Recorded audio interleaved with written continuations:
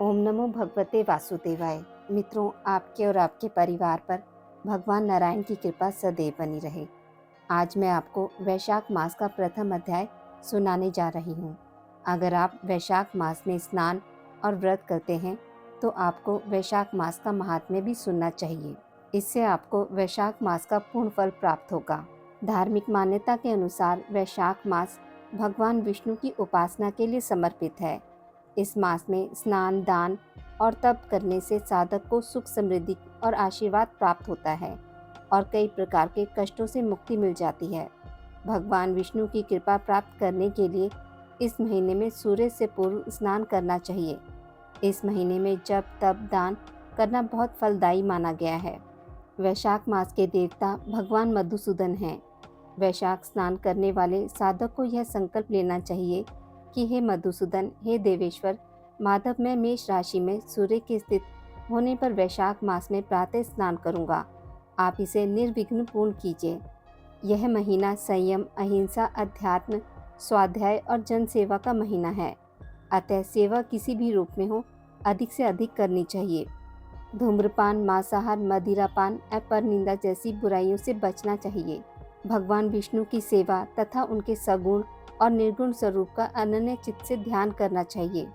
वैशाख के पावन महीने में शिवलिंग पर जल चढ़ाने या गणलती का बंधन करने का विशेष पुण्य बताया गया है। शास्त्रों के अनुसार इस माह में प्याऊ लगाना, छायादार वृक्ष की रक्षा करना, पशु पक्षियों के लिए चुग्गे की व्यवस्था करना, राहगीरों को जल पिलाना जैसे सत्कर्म मनुष्य के जीवन को समृद्धि के पथ पर ले जाते हैं। स्कंद पुराण के अनुसार इस माह में जल के दान का सर्वाधिक महत्व है, अर्थात अनेकों तीर्थ करने से जो फल प्राप्त होता है वह केवल वैशाख मास में जल दान करने से प्राप्त हो जाता है। चलिए शुरू करते हैं वैशाख मास का पहला अध्याय। अम्बरीश बोले, हे मुनि श्रेष्ठ, आपने बड़ी अच्छी बात बताई। इसके लिए आपको धन्यवाद है। आप संपूर्ण लोक पर अनुग्रह करने वाले हैं। आपने भगवान विष्णु के सगुण एवं निर्गुण ध्यान का वर्णन किया है। अब आप भक्ति का लक्षण बताइए। साधुओं पर कृपा करने वाले महर्षि, मुझे यह समझाइए कि किस मनुष्य को कब, कहाँ, कैसी और किस प्रकार की भक्ति करनी चाहिए।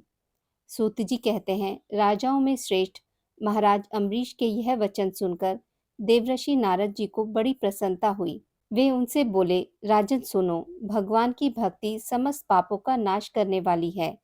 मैं तुमसे उस भक्ति का भली भांति वर्णन करता हूँ।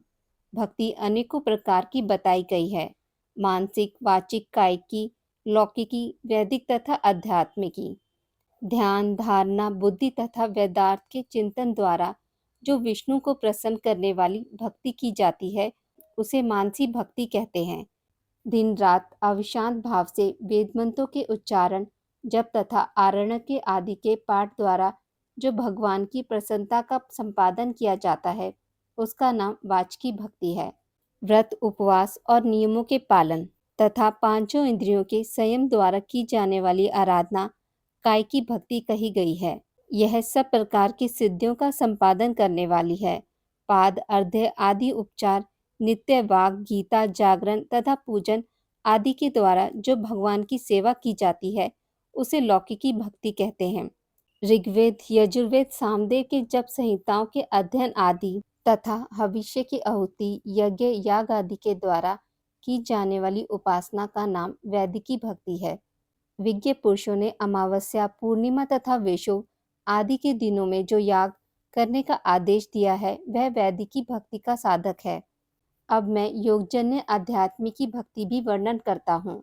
सुनो। योगज भक्ति का साधक सदा अपनी इंद्रियों को संयम में रखकर प्रणाम पूर्वक ध्यान किया करता है। विषयों से अलग रहता है, वह ध्यान में देखता है। भगवान का मुख अनंत तेजों से उद्दीप्त हो रहा है। उनकी कटी के ऊपर भगत का लटका हुआ यज्ञोपवीत शोभा पा रहा है। उनका शुक्ल वर्ण है, 4 भुजाएं हैं।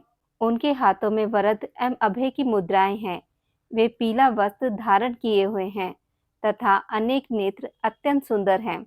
वे प्रसन्नता से परिपूर्ण दिखाई देते हैं। हे राजन, इस प्रकार योगा युक्त पुरुष अपने हृदय में परमेश्वर का ध्यान करता है। जैसे प्रज्वलित अग्नि कष्टों को भस्म कर डालती है, उसी प्रकार भगवान की भक्ति मनुष्य के पापों को तत्काल दग्ध कर देती है।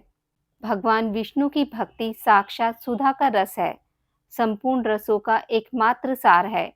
इस पृथ्वी पर मनुष्य जब तक उस भक्ति का श्रवण नहीं करता, उसका आश्रय नहीं लेता, तभी तक उसे सैकड़ों बार जन्म, मृत्यु और जार के घात से होने वाले नाना प्रकार के दैहिक दुख प्राप्त होते हैं। यदि महान प्रभावशाली भगवान अनंत का कीर्तन और स्मरण किया जाए तो वे समस्त पापों को नाश कर देते हैं।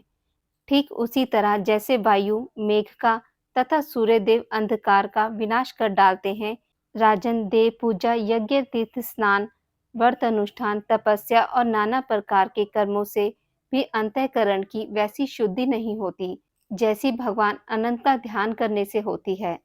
नरनाथ, जिसमें पवित्र यश वाले तथा अपने भक्तों की भक्ति प्रदान करने वाले विशुद्ध स्वरूप भगवान श्री विष्णु का कीर्तन होता है, वह ही कथाएं शुद्ध हैं तथा वह ही यथार्थ, वे ही लाभ पहुंचाने वाली और वे ही हरि भक्तों को कहने सुनने योग्य होती हैं।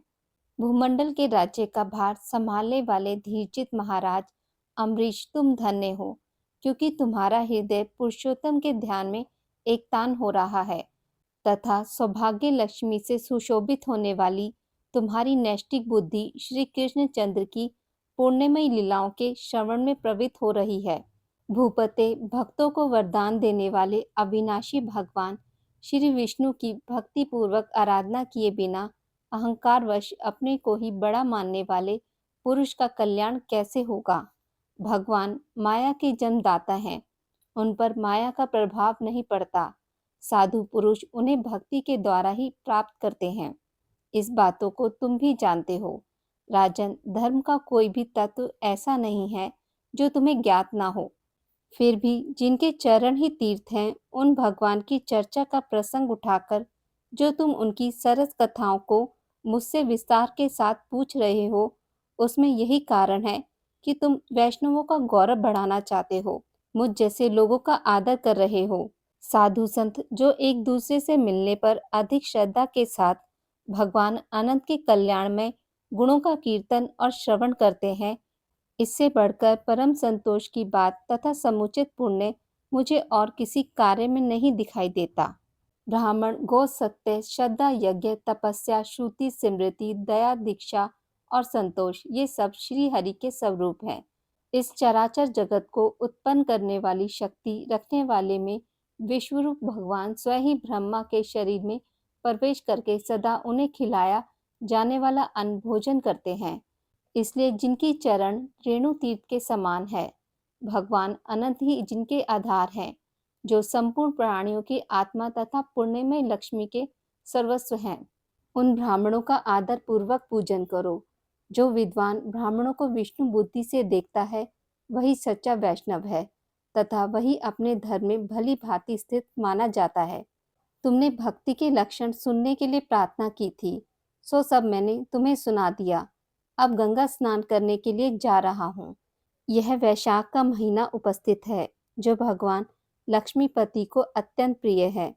इसकी भी आज शुक्ल सप्तमी है। इसमें गंगा स्नान अत्यंत दुर्लभ है।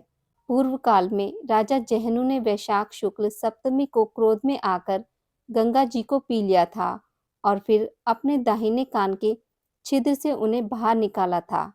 अतः जहनु की कन्या होने के कारण गंगा को जाह्नवी कहते हैं। इस तीर्थ को स्नान करके जो आकाश की मेखलाभूत गंगा देवी का उत्तम विधान के साथ पूजन करता है, वह मनुष्य धन्य एवं पुण्य आत्मा है। जो वैशाख शुक्ल सप्तमी को विधि पूर्वक गंगा में देवताओं और पितरों का तर्पण करता है, उसे गंगा देवी कृपा दृष्टि से देखती हैं तथा वह स्नान के पश्चात सब पापों से मुक्त हो जाता है। वैशाख के समान कोई मास नहीं है, अतः गंगा के सदृश दूसरी कोई नदी नहीं है। इन दोनों का संयोग दुर्लभ है। भगवान की भक्ति से ही ऐसा सुयोग प्राप्त होता है। गंगा जी का प्रादुर्भाव भगवान विष्णु के चरणों में से हुआ है। वे ब्रह्मलोक से आकर भगवान शंकर के जटाजूट में निवास करती हैं। गंगा समस्त दुखों का नाश करने वाली हैं। वे अपने तीनों स्त्रोत्रों से निरंतर प्रवाहित होकर तीनों लोकों को पवित्र करती रहती हैं। उन्हें स्वर्ग पर चढ़ने के लिए सीढ़ी माना गया है। वे सदा आनंद देने वाली, नाना प्रकार के पापों को हरने वाली, संकटों से तारने वाली, भक्तजनों के अंतःकरण में दिव्य प्रकाश फैलाने की लीलाओं से सुशोभित होने वाली, सागर के पुत्रों को मोक्ष प्रदान करने वाली, धर्म मार्ग में लाने वाली तथा 3 मार्गों से प्रवाहित होने वाली हैं। गंगा देवी 3 लोकों का श्रृंगार हैं। वे अपने दर्शन, स्पर्श, स्नान, कीर्तन, ध्यान और सेवन से हजारों पवित्र तथा अपवित्र पुरुषों को पावन बनाती रहती हैं। जो लोग दूर रहकर भी तीनों समय गंगा गंगा गंगा इस प्रकार उच्चारण करते हैं, उनके 3 जन्मों का पाप गंगा जी नष्ट कर देती हैं। जो मनुष्य 1000 योजन दूरी पर भी गंगा स्मरण करता है, वह पापी होने पर भी उत्तम गति को प्राप्त होता है। राजन, वैशाख शुक्ल सप्तमी को गंगा जी का दर्शन विशेष दुर्लभ है। भगवान विष्णु और ब्रह्मा जी की कृपा से ही उस दिन उनकी प्राप्ति होती है। माधव वैशाख के समान महीना, माधव विष्णु के समान कोई देवता नहीं है, क्योंकि पाप के समुद्र में डूबते हुए मनुष्य के लिए माधव ही जहाज का काम देते हैं। माधव मास में जो भक्ति पूर्वक दान, जप, हवन और स्नान आदि शुभ कर्म किए जाते हैं, उनका पुण्य अक्षय तथा 100 गुना अधिक होता है। जिस प्रकार देवताओं में विश्व आत्मा भगवान नारायण देव श्रेष्ठ हैं, जैसे जप करने योग्य मंत्रों में गायत्री सबसे उत्कृष्ट है, उसी प्रकार नदियों में गंगा जी का स्थान सबसे ऊंचा है। जैसे संपूर्ण स्त्रियों में पार्वती, तपने वालों में सूर्य, लाभों में आरोग्य लाभ, पुण्यों में परोपकार, विद्याओं में वेद, मंत्रों में प्रणव, ध्यान में आत्मचिंतन, तपस्याओं में सत्य और स्वधर्म पालन, शुद्धियों में आत्मशुद्धि, दानों में अभेदान तथा गुणों में लोभ का त्याग ही सबसे प्रधान माना गया है। इसी प्रकार सब मासों में वैशाख मास अत्यंत श्रेष्ठ है। पापों का अंत वैशाख मास में प्रातः स्नान करने से होता है। अंधकार का अंत सूर्य के उदय से तथा पुण्यों का अंत दूसरों की बुराई और चुगली करने से होता है। राजन, कार्तिक मास में जब सूर्य तुला राशि पर स्थित हो, उस समय जो स्नान, दान आदि पुण्य कार्य किया जाता है, उसका पुण्य परार्ध गुना अधिक होता है। माधव मास में जब मकर राशि सूर्य पे हो, तो कार्तिक की अपेक्षा 1000 गुना उत्तम फल होता है। और वैशाख मास में मेष की संक्रांति होने पर माघ मास से भी 100 गुना अधिक पुण्य होता है। वे ही मनुष्य पुण्य आत्मा और धन्य हैं, जो वैशाख मास में प्रातः काल स्नान करके विधि विधान से भगवान लक्ष्मीपति की पूजा करते हैं। वैशाख मास में सवेरे का स्नान, यज्ञ, दान, उपवास, हविष्य, भक्षण तथा ब्रह्मचार्य पालन ये महान पातकों का नाश करने वाला है। राजन, कलयुग में वैशाख की महिमा गुप्त नहीं रहने पाएगी, क्योंकि उस समय वैशाख स्नान का महात्म्य अश्वमेध यज्ञ के अनुष्ठान से भी बढ़कर है।